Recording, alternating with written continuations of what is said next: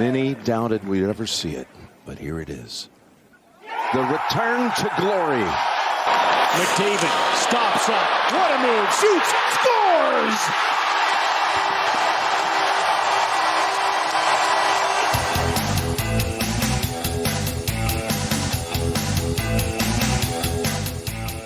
Welcome to The Outsiders. I'm Bryn Griffiths along with Robin Brownlee. This is podcast number 29.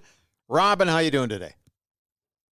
Hey, I'm raring to go, dying to get onto our topics, and looking forward to our chat with Edmonton icon Dave Jamieson. So clearly, it's going to be good. Clearly, the money got to you to call him that, and I haven't received my check yet from him, but I'm sure we will. And I'm with you. I'm looking forward to talking to Dave Jamieson, who not only did an unbelievable job in public relations and media relations with the Edmonton Eskimos for a long time. We'll ask him how long, coming up in a little bit.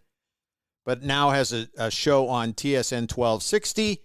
Mm-hmm. And Dave does a fabulous job. He's got a really dry UK or British sense of humor. Sometimes he's misunderstood because of his sense of humor. I get it. And I love the dryness of his wit. So we're looking very much forward to talking to JMO coming up in a few minutes. All right, let's get to things.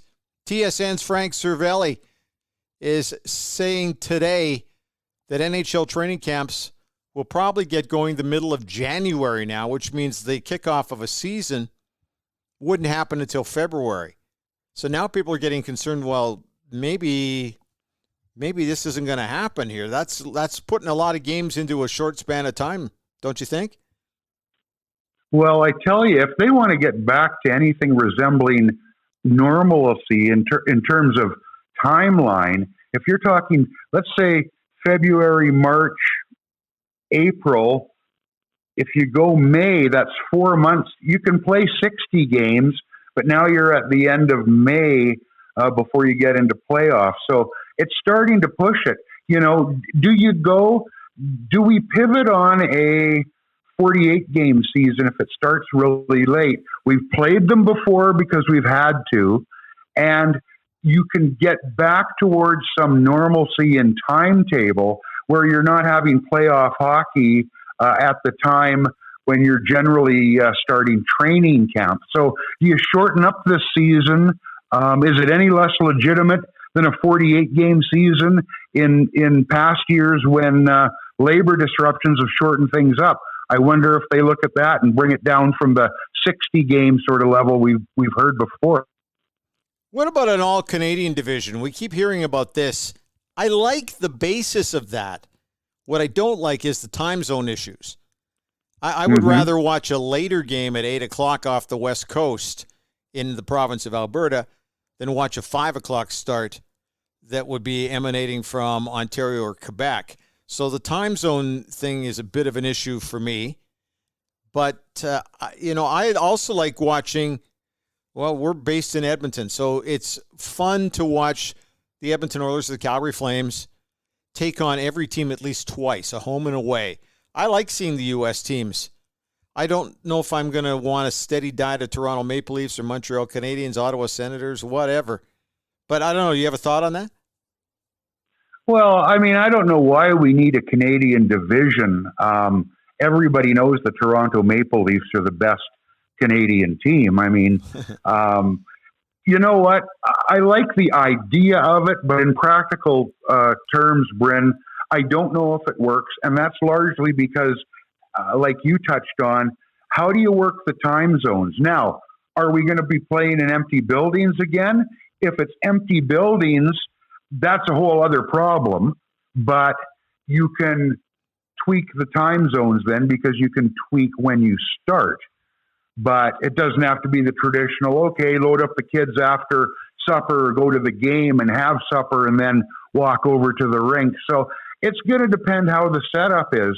I just think that long term, they need to do something because there is going to be a long term. As bad as things have been, the NHL isn't going to go away. But I think you've got to try and get back on that timeline where you're seeing, you know, the guys show up back into town in, late August to skate in their various camps with their instructors that they like. You go to training camp in September and you get started in October. I don't know how you get started in October if you're going to try and play 60 games when you're not starting until February. It's virtually impossible.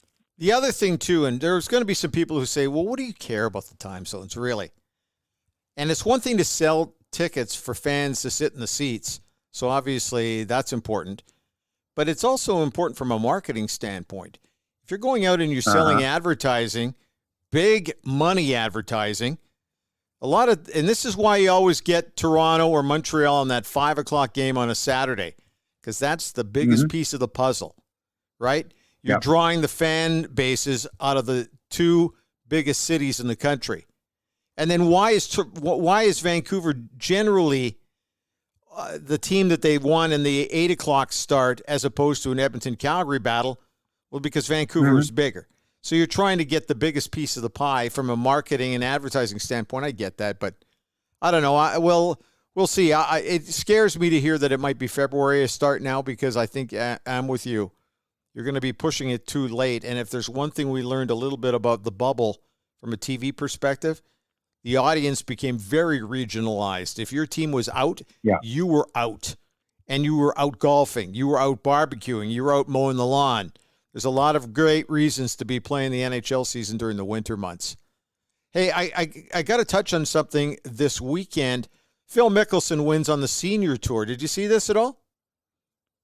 Yes, I did. He finished ahead of none other than Mike Weir, who's been in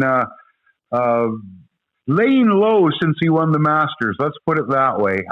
Nice to see Mike Weir back on the golf course, but striking to see Phil Mickelson in, they call it the Champions Tour, but it's the old guys tour. Yeah. And man, time flies.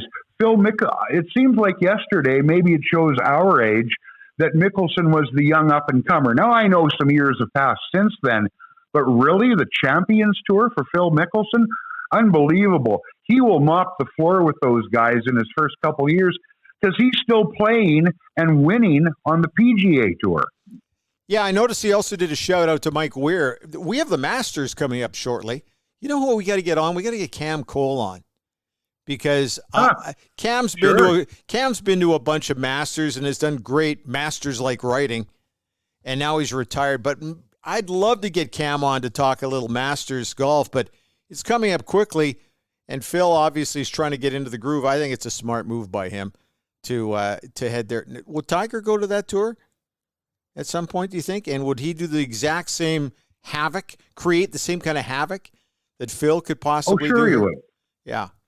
Well, I mean, Tiger is going to be Tiger will win everything he plays on that tour, because, again, when the young guys come up, whether you look in past years like a Jim Furyk and guys like that, it's those guys in their first 5 years of eligibility that really win the tournaments, especially truly great golfers. I'm not putting Furyk in that category, but like a Mickelson. Who's going to beat Phil Mickelson on the Seniors Tour right now? I can't think of a lot of guys.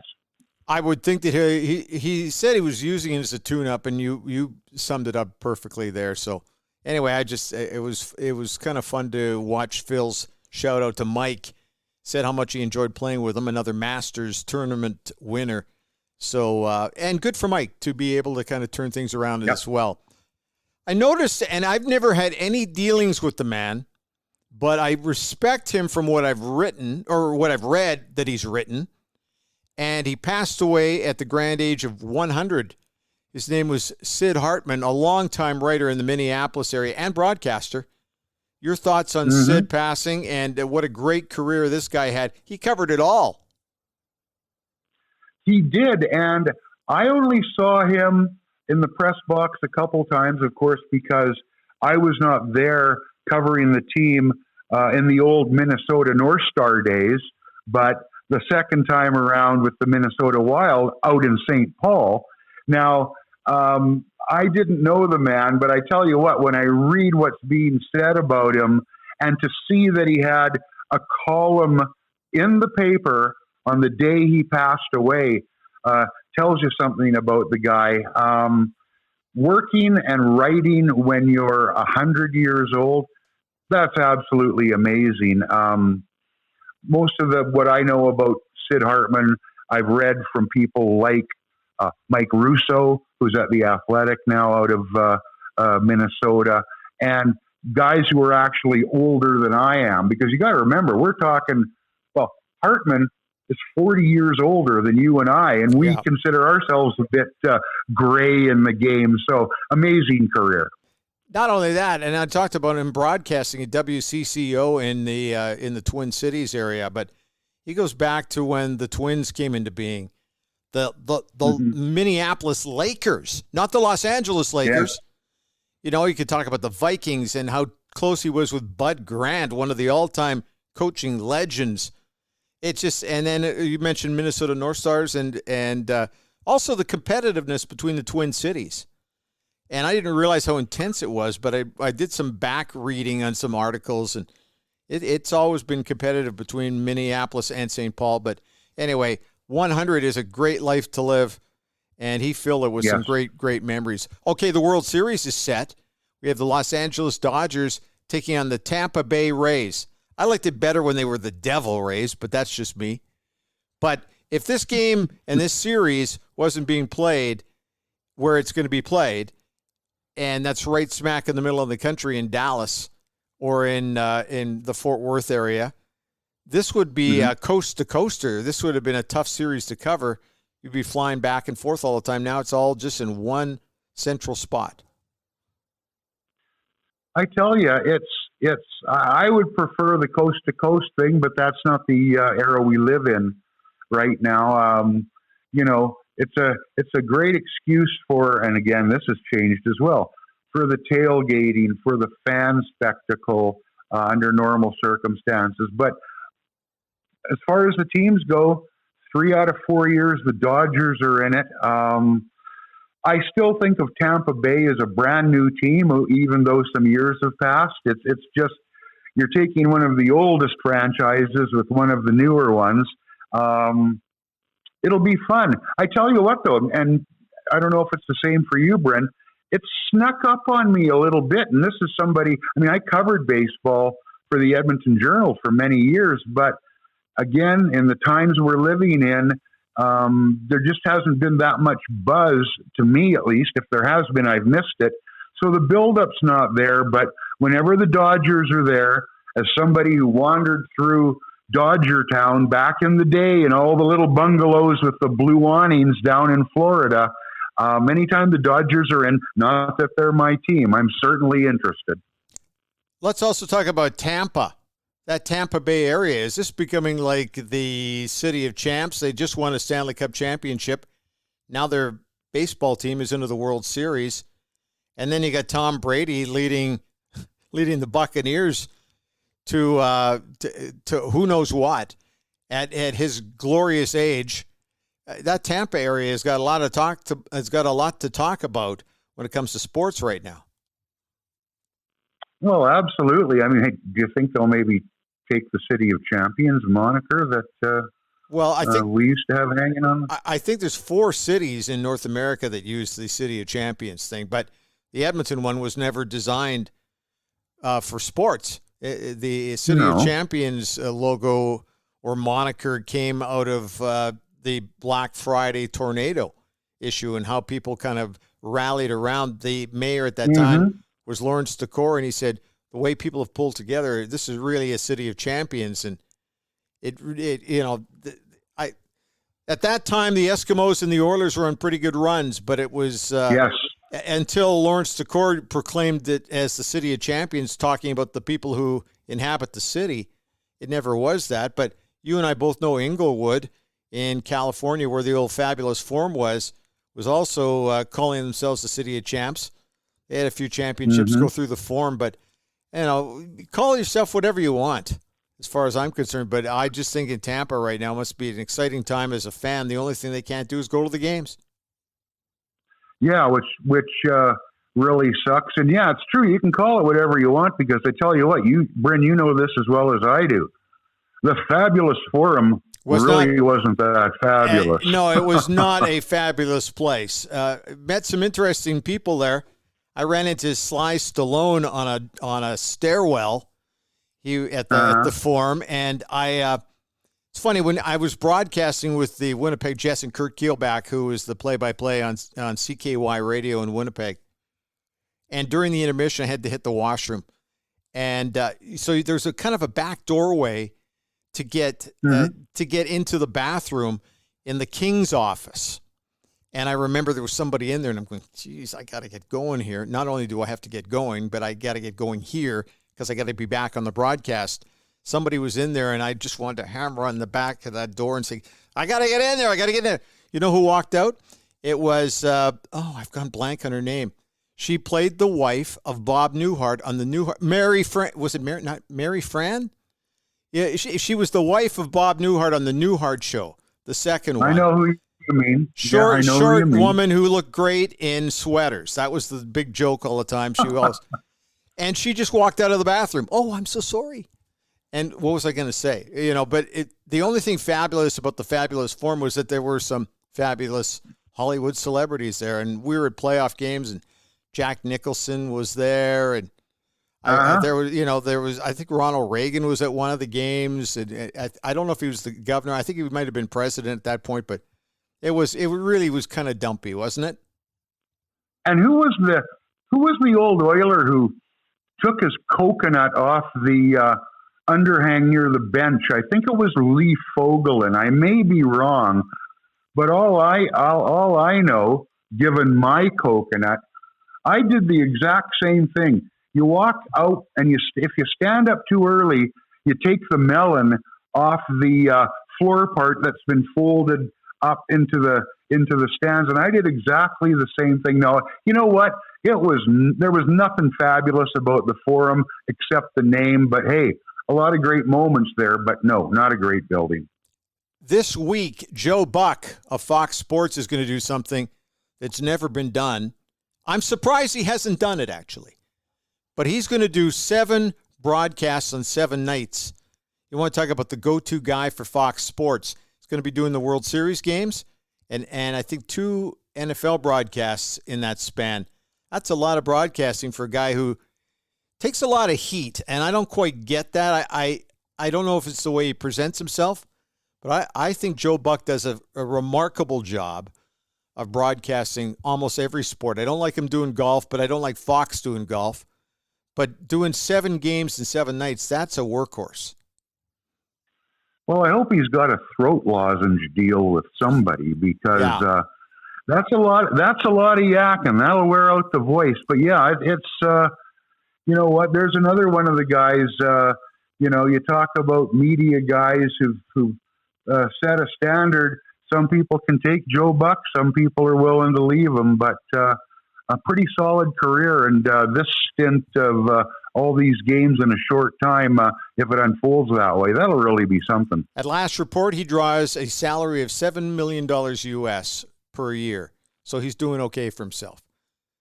I think so. The big news this morning when we woke up is the announcement of the retirement of Mike Emrick, Doc Emrick, as he's referred to by so many of us. You want to talk about a guy who his career has been unbelievable in the National Hockey League. He's done over 3,750 games. I don't know how many Stanley Cup Finals he's done. And as great a broadcaster as he is, he's even a better person if you've ever had a chance to meet him. But man, what a career for Doc. Unbelievable. Well, 47 seasons of hockey, and I actually think it may be that many Cup Finals, Brent. I wouldn't swear to it, but I was reading quickly what I saw the news today. Mike Emrick, didn't get to see him as often as we'd like being in the East, but saw him whenever we were in Jersey. I know he did stints in Philly and stints with the Rangers as well, as before he'd worked his way up through the minor leagues. But what a career. And, based on what people have said, it certainly is the same as what I saw with Mike in the handful of times I'd see him in and around, the pregame meal in Jersey, the press box, which, as you recall, was in the seats in the old Meadowlands. Wonderful man, wonderful career, and one of those guys who I guess sometimes you wonder why he hasn't stepped away sooner, because he's had nothing to prove for the longest time.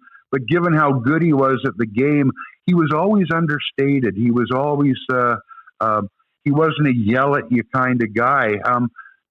Once he does step away, which starts now, people are going to miss him for sure. 47 seasons calling professional hockey. He's broadcast 45 Game 7s, 22 Stanley Cup Finals, 14 NHL All-Star Games, 6 Olympics, including the golden goal Sidney Crosby scored. But there's only one Doc, and he's pretty fantastic. Coming up at the end of our podcast today, he did an essay, and there's Stephen Brunt's probably the best example here in Canada. Does wonderful work on these essays. You're going to hear from the NBC site Doc Emrick's essay to kind of wrap up his career. That'll be right at the end of this podcast. Okay, before we dash away and then come back with Dave Jamieson from TSN 1260, big shout out to everybody at the Macintosh Group at Remax River City. They're our sponsor. And just chatting with Brent over the weekend, everybody's really excited about things. The real estate market in Edmonton seems to be coming around a little bit, which is great to hear. And one of the things that they do so well at the Macintosh Group at Remax River City is they really want to try to keep those home values exactly where they should be at this point. A lot of people are banking on their homes in more ways than one. But one of the things that they always talk about is the 3 Ps of real estate sales. You put up a sign, you put it on MLS, and then you pray that somebody calls. And the Macintosh Group, well, they add a 4th P, and that P is plan. To make sure that you've got a great plan in place. That way you can sell your house for the most amount of money in the least amount of time. That's what everybody's looking for. So just get a hold of Brent. He's been selling homes in the Edmonton area since 1998, and his team of agents can help you out with the sale of your home. Also, Brent and I are now doing a podcast, and it's called Just Sold with Brent McIntosh. It's on all the ear candy sites. So Just Sold with Brent McIntosh. So give it a listen. They would love that. And if you want to reach them, it's real simple. It's the Macintosh Group at Remax River City. Check them out online at macintoshgroup.ca, or you can give them a call directly at 780-464-0075. And when you do get a hold of them, make sure that you tell them that the Outsiders told you to give them a shout. That way everybody kind of looks after one another. And the other thing, too, not only would it be handy if you retweeted their podcast, if you're sending messaging out on Twitter, do the same for our podcast as well. That's a huge thing. Yes. Okay, you ready for JMO coming up? Oh, absolutely. Let's get after him.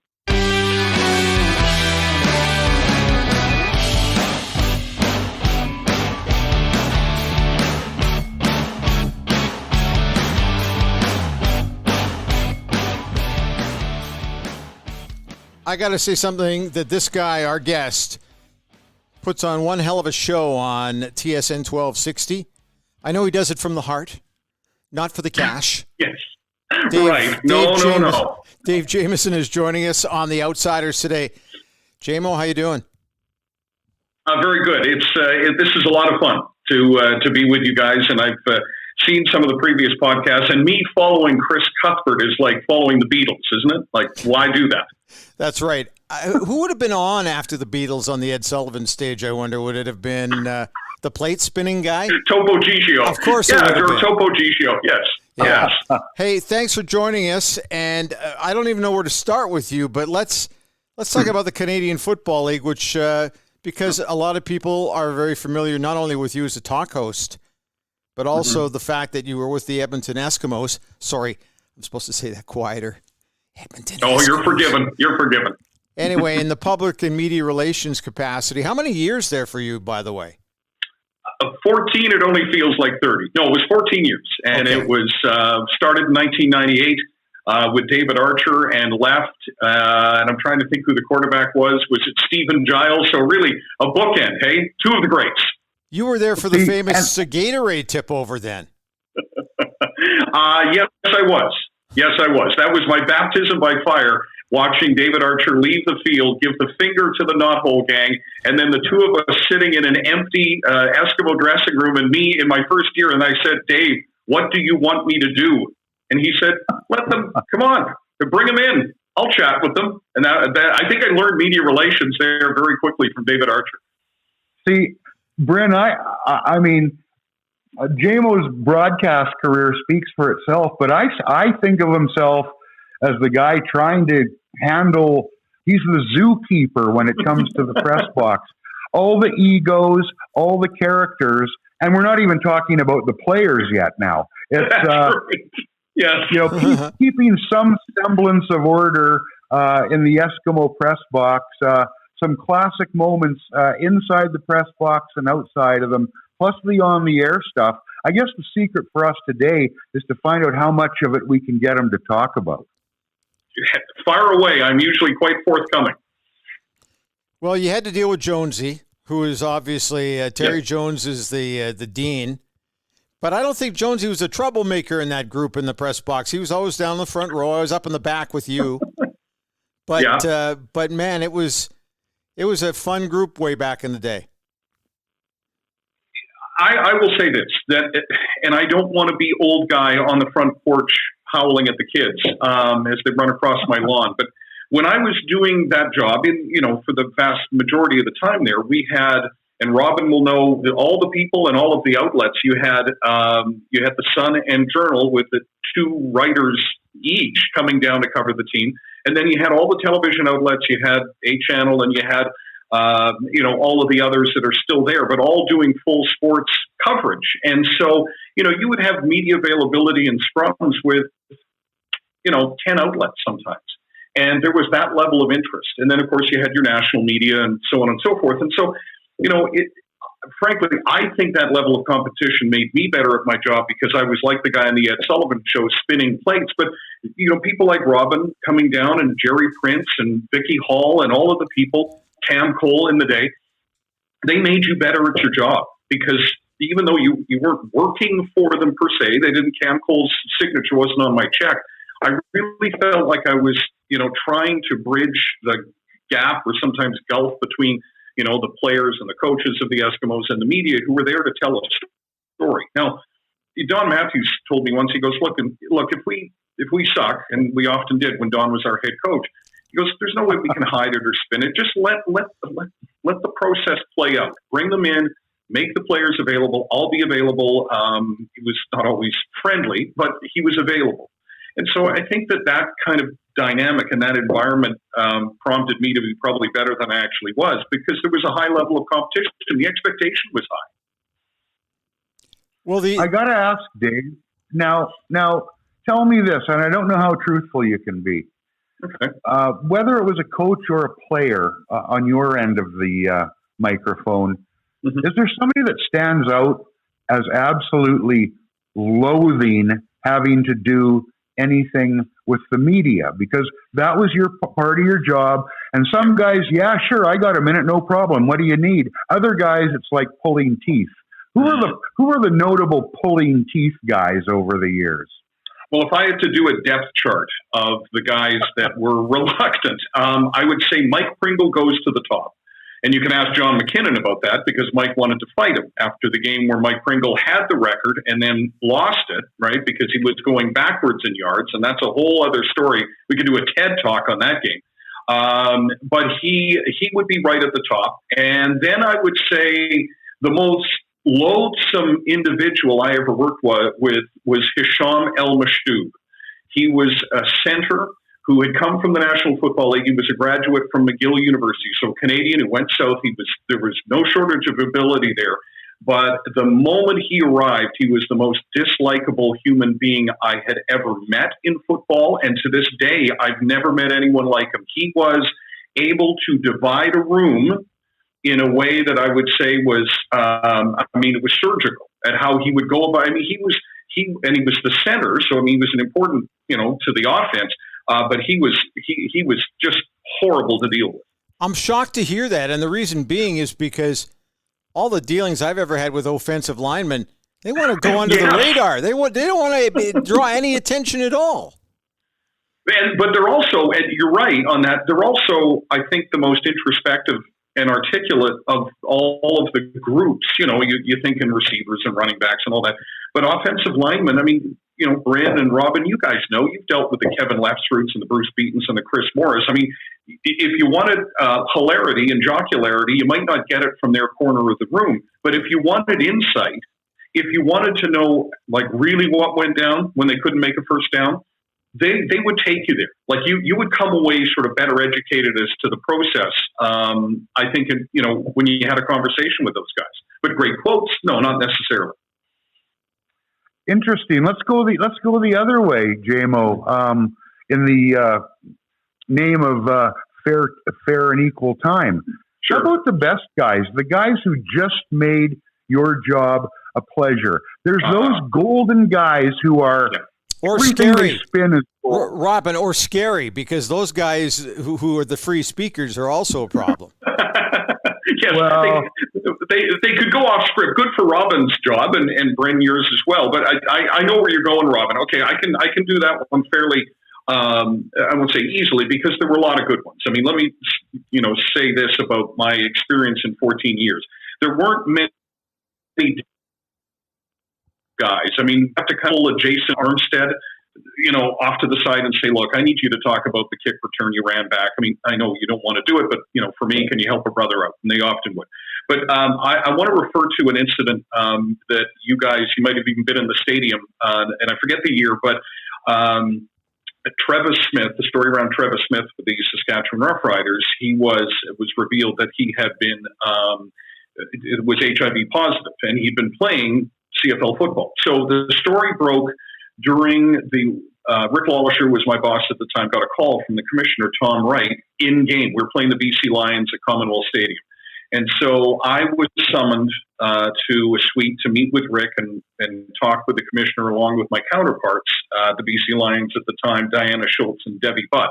So we all met and we were listening to the commissioner and how this story was going to come out. And so the game is going on, and you've got what was certainly a CFL story, and then it became kind of a North American sports story for a part of the cycle. We had to quickly figure out, okay, how are we going to deal with this? Because when the locker room door swings open, there are going to be some people that want to talk about the game, and there's going to be very many people that want to get the players, instant reaction to the Travis Smith story. So the game ended, and I went inside, and I asked to speak to Danny Machocha, and I needed his attention. I said, can I just speak to the team after you've done your breakdown and they do the prayer and all that stuff, because I need to talk to the guys and get them to listen up, which is hard in a locker room of, you guys know the old room. So I've got, however many, 50 people that I'm trying to get their attention. Anyhow, I tell them what's happened. And I went to Ed Hervey, and then I went to Tim Fleiser. And I did this for a couple of good reasons. One, and I mean, I'm not embarrassed or ashamed to say that I put this kind of thought into it, as did Debbie. I took a black player in Ed Hervey. I took a white guy in Tim Fleiser. Tim Fleiser's the son of a doctor. He's Harvard educated. Ed Hervey is very enlightened, comes from Southern California, both of them articulate, and I could get them to answer the questions without too much emotion, in terms of, because we were worried, the commissioner was worried that we would have players in the immediacy of hearing that news, that they would be saying things that would be inflammatory, not helpful to the situation. And Ed and Tim were outstanding. I mean, I just sort of got them off to the side, and they, were able to process the information quickly, give what I thought was a very reasoned response. So, those two guys, Sean Fleming was gold. And I know people might say, well, the kicker, they miss them and they make them. And he never shied away when he missed them. He didn't, gloat or anything when he made a kick that won a game or was important. But he was always somebody. Doug Peterson was another guy that I know both of you guys have dealt with over the years. Really articulate, Just an absolutely game-busting defensive lineman whose career was too short. But Doug was always brought intelligence to his interactions with the media. What do you think, Brent? I got a question here, follow-up, and I kid. Did somebody stop Pringle from beating up McKinnon? How did... Well, I'll tell you the backstory to it. Thank you. Okay. Well, here's what happened that night. So we come off the field, and we had... Guys. We have to tell people who John McKinnon is, because this isn't just an Edmonton thing we're doing here, boys. That's true. Robin, you do the honors there. He was a columnist at the Edmonton Journal. He went from being the sports editor at the Edmonton Journal, and one of the reasons I was amenable to moving to the Sun, and then he became a columnist, and he would get under people's skin for one reason or another. He was efficient at his job. A lot of people will remember him John McKinnon was the guy who got Oilers' Kevin Lowe to go off and spout the multi-tier. I know a thing or two about winning. That was the great quote. So John could get under your skin. That was his job as a columnist. There you go. Okay, so that night in question, the Eskimos are playing the Calgary Stampeders. It's the Labor Day rematch, and Mike Pringle is right on the precipice of breaking George Reed's record. And so we are ready. And I say we, my assistant at the time, Jamie Cartmel, and and the club has prepared this beautiful glass etching. Now, it's down on the field on an easel. Like, we are in the full ready position that once this thing happens, this glorious event, we will down tool, stop the game. TSN will give it all the pomp and circumstance you might imagine, and we'll present this to a tearful Mike, whose son is Isaiah is standing on the sidelines. It's a bitterly cold night. Anyhow, the game is progressing, and Mike's getting yards. I mean, there's no secret as to what the Eskimos. It's Pringle right, Pringle left, Pringle up the middle, and we're going to get this thing done. Well, the Calgary Stampeders are losing. I think Matt Dunnigan was their coach, and so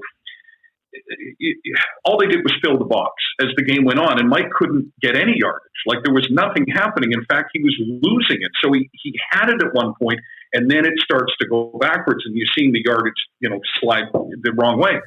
So the game ends, and Mike is livid because they failed to get him across the goal line. I think it was a goal line stand or something. Anyhow, game ends, and he is furious. Like, he is inconsolable. The team goes into the locker room, but Mike chooses to stay in the back and sob with a towel over his head on the treadmill. Back in the old weight room was really small.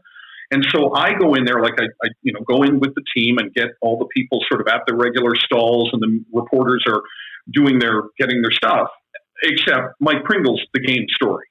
The Eskimos have won, but Mike Pringle is the game story. Mike knows that. So he is sobbing, and I can't speak to him. He's hiding under the towel. I can see his shoulder shaking. And Rick Lawlisher comes in the room. He goes, "What's going on?" And I point to this sobbing guy in yellow mud-stained pants and cleats. And Rick comes over, and I guess the former captain of the Oil Kings, who knew a thing or two about getting people to do things they didn't want to do, said, "Come on, Mike, grow up. Let's go." So I'm standing there, and Mike springs up, throws the towel off, and all but runs to his locker, where he is greeted by John McKinnon and others. What follows is an exchange, because I'm running around the corner trying to keep up with Pringle. I arrive as some offensive linemen are, "Jamo, get in here." And I'm coming around the corner, to which Mike Pringle is like, they've separated McKinnon from Pringle. Good things are not about to happen. So we get Mike calmed down. We get whatever John needs, what everybody else needs. And, at that point, Joey's vacuuming the locker room. We're trying to get out of there, but we're still hanging around with Mike Pringle. Well, the next day, he calls me, Pringle, and I can tell you that I'm not sure Mike was a big fan of yours truly. I mean, any interaction we had was usually kind of tense. And he said, how bad is it? And I said, "Well, Mike, it wasn't a good look for you to try and punch a reporter." And he goes, "Okay." And I said, can I ask you why? I mean, you were upset, but he goes, I really wanted to do it for Isaiah. And I said, your son, right? He goes, yeah, my son. I said, Mike, how about we do this? When you come into the locker room today, I'm going to gather the media. You're going to have, a cold glass of water. You're going to be composed. We're going to take some time. And you're going to recount that story of Isaiah. Okay? Now, it's not going to make the McKinnon thing go away, but it's going to give some context. And, I mean, I hate to be so shameless about it, but it was one of those, if you got something in the arsenal, man, use it. And so he did. And, it softened the edges. And trust me, he had enough edges. He couldn't soften them all. But it was one of those exchanges, looking back on it that, but yeah, it was a fraught night, fraught with tension. I got to ask this because we're going through a year now where we're not seeing the Canadian Football League. Does it come back, Dave, after this? I'm pausing because my answer is I hope so. Mm-hmm. But the other part of my answer is I'm not confident. When you go dark at any time in terms of your product, your business, whatever it may be, a restaurant, a dry cleaner, whatever, and you go away for a while, and I'm not talking about a 2-week vacation where you put the thing in the window to say, I'll be back in 2. You run the real risk. It's certainly in 2020 and beyond. And I would say this even pre-pandemic is when you go dark, you get forgotten. And the Canadian Football League is not in a position where, unlike hockey, which has been stopped, through labor stoppages and so on, it never goes away. I don't know about you guys, but the Canadian Football League has, for all intents and purposes, gone away. And that troubles me. I don't expect them to make news daily, but there is radio silence about this league.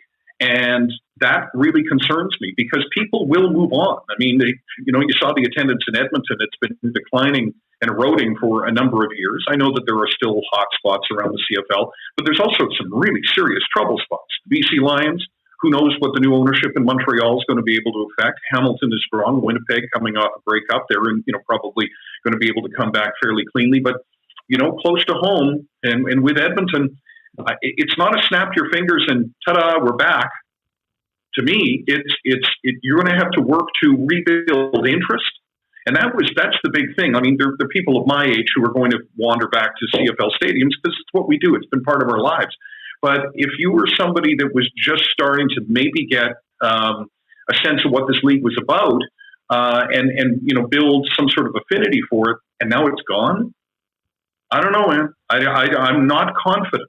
I remain hopeful because I think that's a better place to be as a human being, but I'm not confident. Well, Dave, it's interesting that you say that. I look at the league and I see a league where not only has it been dark for an entire season and you lose that continuity, you lose that connection, but we've got Vancouver is struggling, big football city in the past, the biggest market in the CFL, Toronto, they don't give a damn about the CFL overall. It's secondary. It's football fans are largely NFL fans. They move to a different stadium that's more suitable. They still can't get any more than family and friends in there. And you look at a place like Edmonton, where for so long it was considered a flagship franchise.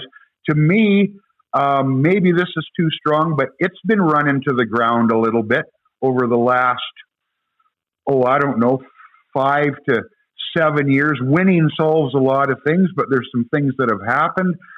The way of doing things seems to have changed. I wasn't here for the golden era of the Eskimos. I got to Edmonton in '89, but I've seen how it's supposed to look, and it hasn't looked that way for a long time. So there's a whole bunch of questions right now. Oh, Robin, I couldn't agree more. And I don't think the term run into the ground is necessarily incorrect. Is it still, do they still have lots of money in the coffers? Yeah, we're based on the last annual general meeting and the annual report. Sure. They're not what they once were. And I understand that businesses and teams will go through ebbs and flows. But it just feels like it's not even close to what it once was. And it's not to say that, that when I was there that we always nailed it, but I always got the feeling at least we were trying. And I don't feel that anymore when it comes to that franchise. I have to jump in on this one because my last 6 months with the Edmonton Oilers, I had the privilege, and I'll use the word privilege, of having an office right next door to one of the founding fathers of the World Hockey Association in Bill Hunter. And Bill always told me that he would rather see negative press than no press. And Randy Ambrosie Amen. has gone down this road of basically shutting everything down. We're not hearing anything about the Canadian Football League. But Dave, you've also gone down the same road as me. Would you rather hear negative stories than nothing? Absolutely. Of course. I mean, if those start to build up and you are, the equivalent of the Washington football team, let's say, well, yeah, then that can erode at the brand. But look, if you come off a bad loss, live it, deal with it, and then show up the next day and deal professionally with the media and on you go, right? I think that, there are standards certainly that I try to adhere to. A lot of those were sort of handed down or passed on by the Hugh Campbells and the Dwayne Mandrusiaks and the people that were there long before me. But I'm with Bill Hunter. I'm with you, Bryn, that, let's say Robin comes in and writes a piece that is not entirely flattering. I'd rather have that than Robin writing a piece about something else in town and skipping over whatever we may be doing, because it's the cumulative effect of the words and the visuals and all of the stuff that's working hopefully at the same time in the marketplace that creates awareness and hopefully interest that will drive a sale of a ticket. So to your point, and again, I go back to the late Don Matthews, who we worked together 2 years, but I learned a great deal at the feet of Don in terms of just like how the rhythm of football season is not always going to be perfect, and it certainly was true on that. And you're going to just kind of have to deal with it, or it's going to eat you up. Dave, one thing that strikes me, and I can't get off it because it's been a while now, but I think it's still on a lot of people's minds, and maybe, I don't know if reading too much into it as an indicator, the Dwayne Mandrusiak thing, you mentioned him. Mm-hmm. I get it that things are tough all over. I get it that, man, there's nothing to do right now. But I always thought, and I wasn't even there close to day one for Dwayne, but just in my dealings with him, when you're looking at a 50th season at some point, and the time he spent with the football club, to me, he should be the last man standing. When somebody turns out the lights on a season or on a career, it should be up to Dwayne. And do you have to pay a guy for a year where he's not doing much? Well, fine. But that just doesn't happen 20 years ago with Dwayne Mandrusiak, does it? Or am I off base here? No, you're not off base at all. There are ways to look, and to your, the point at the beginning there about understanding that, times are very tough and that, change is going to come, let's say. There had to have been a way that you allow that individual to have their 50th. I'm sorry. And I'll refer back to, and I'm not equating, I had left the club, but when Matthew Bertrand leaves and there's not even a release that really says thank you for your time, Adarius Bowman got a line on the end of a release of some other player signings. And I'm sorry, you may be delivering bad news if it's in the case of a player who's either leaving or retiring or whatever. There is a way, it doesn't cost any money to celebrate that individual. Now, to Dwayne's case specifically, you can't tell me that that something couldn't have been put in place. Look, we'll have you do ambassadorial work if you want until we're back. And then when you're back in May, let's call it May, that they start training camp and they get, even though it's earlier than that for Dwayne getting ready, we will have someone in place. So at the end of the 50th season, we can transition and off we go. That's an orderly transition. It's also humane, if I may. Like that seems to me, and it doesn't cost very much money. I just can't visualize Dwayne and Punter, one of the mascots, going out to read-in week at schools, though, Dave. As much as I love Dwayne. I'll tell you what, those kids would have some amazing stories. That some might not be sufficient for school, or suitable for school. But yeah, and that's, you could imagine him going suite to suite and talking to people on game days and pressing the flesh and all the stuff that, you see with organizations where the alumni are welcomed to do that. They're encouraged to do that, and there's a role for them. I mean, that to me would seem fairly easy to do. Well, at least the Edmonton Eskimos haven't botched up a 50-50 draw. If I can be really heartless for a brief moment. And it's not too soon for that. Hey, and one other thing, too, regarding the Canadian Football League is our good friend Rod Peterson last week threw it out there that perhaps Edmonton might be a great locale for a bubble if they're going to try to squeeze a season in. Your thoughts on that? Well, I mean, yeah, I guess in the absence of somebody better, I mean, Edmonton's got the track record that nobody else other than Toronto, and they're not going to do a CFL season in Toronto, he thinks. But, I mean, there are a few things in place, obviously. Commonwealth Stadium, the size of it, you could safely space fans. You have Clark Stadium right next door, which would allow practice, opportunities for other teams. There's enough here. There's enough infrastructure and I think enough community horsepower to do something like that. I hope it doesn't have to go to that. I mean, really, these are teams. This is a league that has to be out in front of its public. I mean, to say it's gate driven is stating the painfully obvious. Whether or not there's much credence to that idea, I don't know. The Winnipeg hub model didn't last for very long, and then it was shut down. Right? I mean, it's going to require whatever way they go is going to require both a great deal of financial muscle. Where that comes from, I don't know, because I know some of the owners are obviously right up against it, and they probably feel like they've spent enough. So again, if the CFL, the theme should be we're crossing our fingers. That should be the 2021. We've got our fingers crossed. Maybe we play some football. Dave, how do we get beyond crossing our fingers, though? How do you reestablish that connection? I honestly believe there's a place for the CFL. Yeah, it's down the pecking order in some cities. I get that. Yeah, it's down the pecking order for a lot of fans from the NFL. But I think there's a place for this league. But whether it's leadership at the top or something as simple as how do the shoestring budget clubs survive and bounce back in a meaningful way, how do we get to where there's the good old CFL again? Or is there such thing as the good old CFL anymore?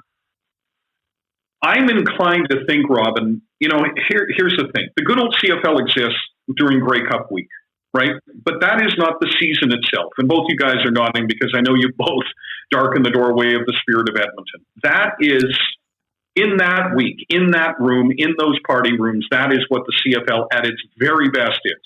It's kind of a connective tissue, and I don't want to get all, misty-eyed at this, but it's kind of a connective tissue for the country for a few days in late November. That's a good thing. It's Canada's biggest kitchen party, and they play a football game at the end that may or may not be good. All of that's fun. All of that's important on a level. But it's what do you do in the 18 weeks before you get to all of the good stuff? And does it still matter enough? And look, all sports are challenged in how people are consuming them. All sports and the CFL, I use the term, does it have the horsepower to make the significant changes that are going to be required in terms of what it provides to fans, how it relates to Gen Z or whoever everybody is chasing? And it can't just be, we can't just default to, well, if they get a video game, that'll be it.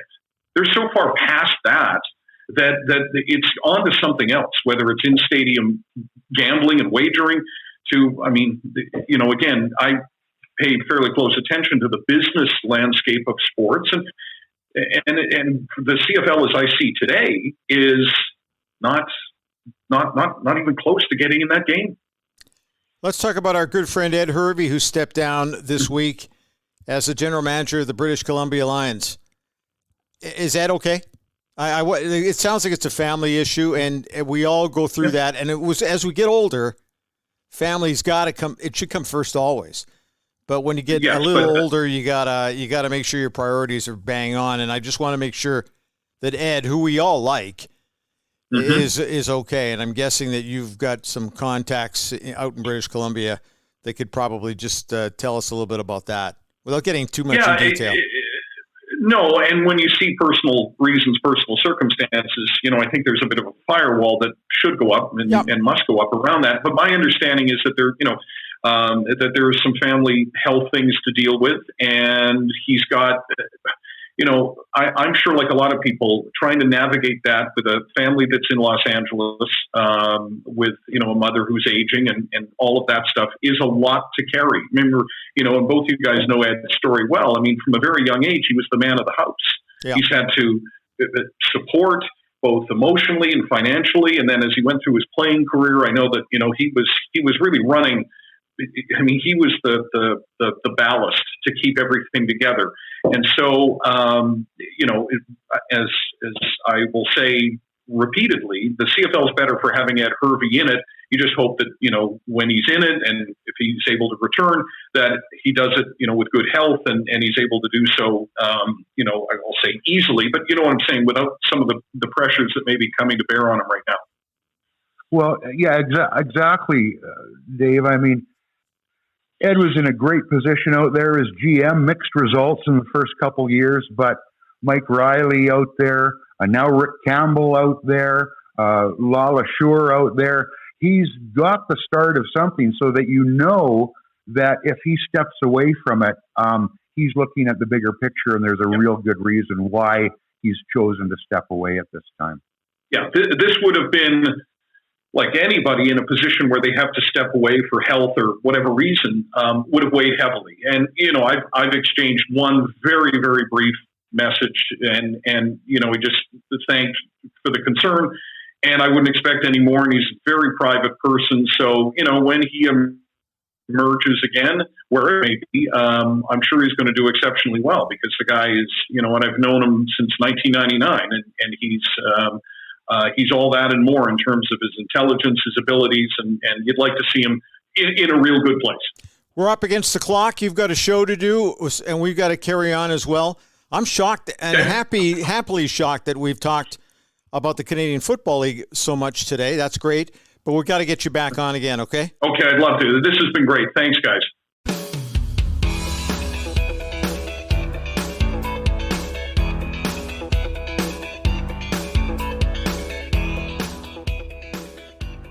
Hey, Robin, we have to briefly talk about Mike Emrick and what a great career Doc had doing play-by-play for NBC Sports. If you get a chance to check them out on Twitter, it's at NHL on NBC Sports. One of the things that Doc had a chance to do in announcing his retirement was do an essay. I think it's great stuff, and I normally don't like to do this. I think there's copyright issues on it too, but I don't care on this. Doc is such a great guy, Robin, that it's important that we let him basically sum up what a great career he had. To the many who love this sport, it was 50 years ago this fall, with pen and pad in hand at Old Civic Arena in Pittsburgh, I got my first chance to cover the National Hockey League. That was Mike Emrick. 14 teams. Gordie Howe was a Red Wing. Bobby Hull was a Blackhawk. Bobby Orr was a Bruin. All three went to the Hockey Hall of Fame. Gordie Howe's son Mark and Bobby Hull's son Brett did too. At that time, there were still scoreboard clocks with sweep hands, and a lot of players with good bare right hands. Time passed. Rosters expanded. The league did too. Now 32 franchises. Patrick Kane handed back. Although I've decided to put down the play-by-play headset mic at NBC, and they have graciously allowed me to do some essays like this in the future, a time like this makes me recall that we have seen a lot together. Snowy day, celebration of hockey in Buffalo. Not all of our games had a roof. Here comes Crosby. 12 years ago in Buffalo, there was the first replay through clouds from a plane. 21 seconds in. And later, a winning goal through snow flurry. Score! Penguins win! Then 6 years later, two original six teams, Detroit and Toronto, and the biggest crowd ever, over 105,000 at Michigan Stadium. Trying to win it. And another shootout. He scores! The Maple Leafs win! 5 years later, hearing the famous victory march at Notre Dame, and 2 more original Sixers, Boston and Chicago, walking over that fabled gridiron. We saw some Olympics, too. Zach Parise out of a net ball scramble. A decade ago, a gold medal game that required overtime between the 2 North American powers in Vancouver. Crosby scores the gold medal to Canada. And 4 years later, in a memorable game in Sochi, when the home team Russians saw an American named T.J. Oshie score 4 times in a shootout, Score! including the clincher. Team USA wins. I don't know about you, but I still get chills seeing the Stanley Cup. And knowing how professionals paid well during the season, forget everything, and raise pain thresholds above broken jaws, black eyes, stitches, and a lot we can't see to win a title and get the name their parents gave them engraved on this trophy. Oh, sure, things change over the 50 years. When I arrived, helmets were optional and then required of new players. Visors were optional and then required of new players. We went from 1 referee to 2. Goal judges once sat in chairs behind the net. Now video replay helps make those calls. We have a goal on the ice. But much of what I love, perhaps what you love, is unchanged from then to now and into the years ahead. I love that coaches still yell and arguments can happen. I love that goalies can occasionally still score goals. That sentiment can't enter even into what number a player wears or gives up. That banners, like jerseys, aren't just cloth. They represent sacrifice. I love that when fans pay the price of admission, in addition to the game, they can get to see kids get a lifetime memory. Get to see one of their number experience joy. Or get to be in on a surprise reunion of someone serving the country. And speaking of that, to have those who have served on the ice when the anthem is sung, I never tire of that, do you? And I especially love when the horn sounds and one playoff team has won and another, of course, hasn't. All hostility dissolves into that timeless, great display of sportsmanship, the handshake line. 60 years since I saw my first game, 50 years since I first reported on the NHL, 40 years of calling NHL games, and I am always heartened to see this. Excellent series, Sid. Good job. Come on, wins. I hope these days find you well. We are well here. In the meantime, I will be at home with Joyce and the pups. It's a circus. And perhaps in the future I will have something to share with you, but hoping you can stay safe for now. And like me, watch for the start of next season. I leave you with sincere thanks. Your hockey friend, Doc. What a wonderful summary on the career of Mike Emrick, Doc Emrick from NBC Sports. 47 seasons of calling pro hockey. Unbelievable story. And as great a broadcaster as he was, he's a better person. And that's and a 19-year survivor from cancer, which is another huge thing. So we're all very worried about him. 19 years ago, he's a fighter. Well, I tell you what, one of those benchmark guys, Bryn, we know a lot of them from our years around sports. The guys in Canada, you know, there's the Bob Cools of the world. Well, Mike Emrick is that guy south of the border. Terrific broadcaster for a very long time and a terrific man, at least every time I saw him. You know what I liked is anytime you had a chance to chat with him, and for me, maybe 3 or 4 times over my career, but I always felt better after I talked to him. And I think that that's a real secret to being a great person, is when you can feel like you had a great conversation with somebody, that they cared about the conversation, and they made you feel good about things. And he was one of those guys and will continue to be that kind of guy. He's still going to do essay work like we just heard And I think from an NBC perspective, that's pretty fantastic. Hey, before we go, The Outsiders is brought to you by the McIntosh Group at RE/MAX River City. Brent McIntosh and his group are there waiting for you to give them a call. Most people know that in a normal year, it's the spring when most of the real estate transactions occur, and now here we are in the fall, so it's a little quieter. It's a good time to be thinking about what you want to do. Edmonton saw record-setting months for sales during the summer. Brent can explain to you exactly how that works, even though things are a little quieter, but things are selling pretty fast generally, but there's less inventory than there has been in the past few years. He can break it down for you as much as you want. He's got stats, and he's got a great group working over there for him as well. And if you would like to get some more information on the market, and maybe you want to see a sold sticker out in front of your place on the front lawn, then reach out to Brent and the McIntosh Group at RE/MAX River City. They'd love to provide you with some great advice on selling your home, and also a couple of sold stickers for that front lawn of yours as well. You can find them at macintoshgroup.ca, or you can give them a shout at 780-464-0075. I'm also now doing a podcast with Brent, which is and if you want to check it out on any of the traditional sites like Apple or Spotify, Google Podcasts, that kind of thing. It's real simple. It's called Just Sold with Brent McIntosh. So go to the podcast, and every week we try to highlight a little bit of, we'll try to give you some helpful information on house sales and realty and that kind of thing. So check in.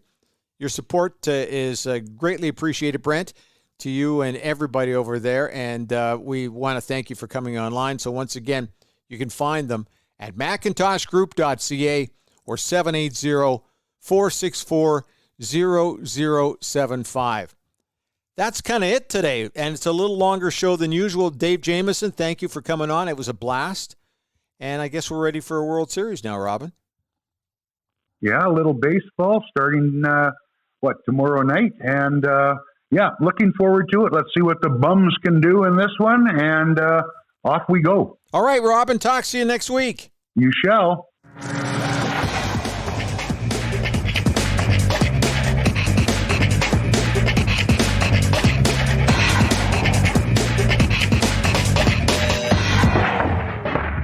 Proceeding was recorded earlier because we were ashamed to do it now.